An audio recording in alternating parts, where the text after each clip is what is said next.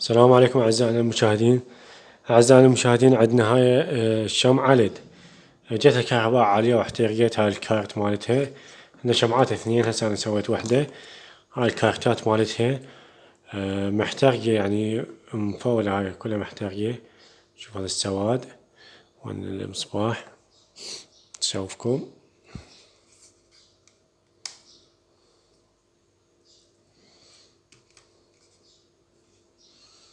كلها محترقة. هذا طاقة عندك الفاير ستار، وهاي المقاومة طاقة، فكلها محترقة وطاقة، فما تخرج وما تشتغل عندك خلاص. بس الليدات فحصتهن يشتغلن. وهذا جهاز فحص الليدات، هذا جهاز فحص الليدات فحصتهن بيه يشتغل ما بيهن شي، يعني الخلل بالكارت هذا.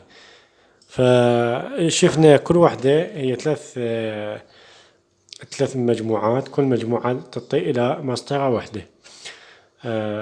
قدرت خارج هاي 250 فولت 2.2 مايكرو فاراد، 2.2 مايكرو فاراد، 250 فولت. هذا هاي وحدة، اثنين، ثلاث، هاي متسعات، يعني كل وحدة إلى خانة.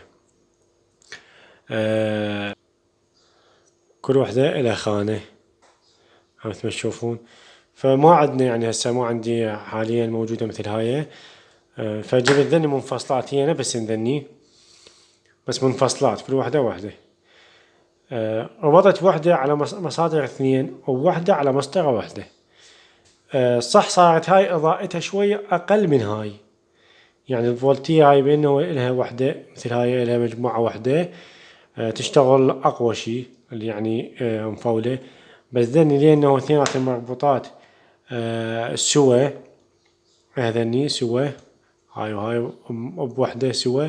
هاي شوية يعني الإضاءة شوية خفيفة، وربطتهن بالكهرباء. هذا البارد والحار سوا. هسه نشغلكم ونشوف.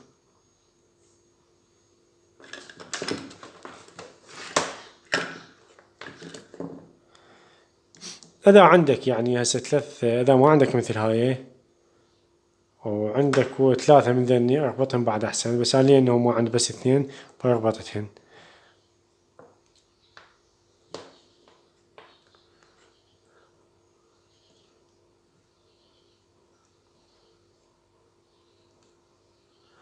هاي الشغل، بسم الله. هاي اشتغلت الشمعة.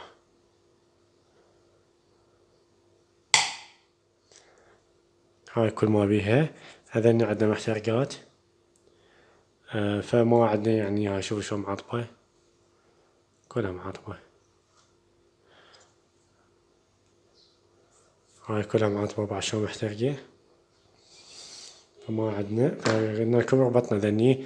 هسه نجي بس نثبت يعني بالسولدر على ذني حتى بعد ما ينشلعن، ونربطها بوايرات اثنين، وياخذ من 220 وتشتغل عندنا، ماكو أي إشكال.